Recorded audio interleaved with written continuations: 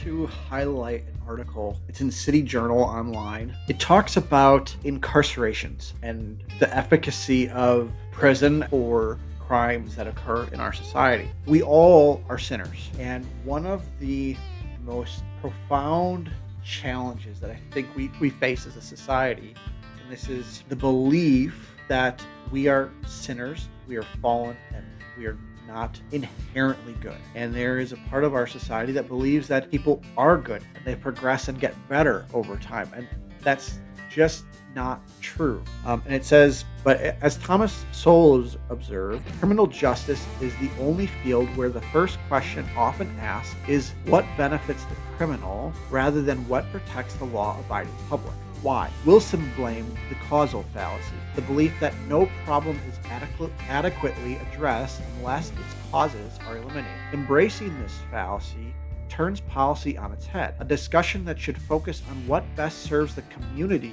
instead becomes a philosophical and anthropological search for the prime mover of antisocial behavior. Wicked people exist, was Wilson's conservative answer. That axiom is unacceptable to those unwilling to accept a moral view of human nature. And our discomfort with incapacitating the wicked has grown as the causal fallacy has taken deeper hold. It then becomes government's job to punish effectively for the sake of the rest of society. And when we don't go harsh on crime, the government puts the onus on the society to try to make the best judgment call that they can with someone who hasn't taken a just punishment for their crimes. When you commit a crime that is against the law, you break the trust with society, and there are consequences for your actions.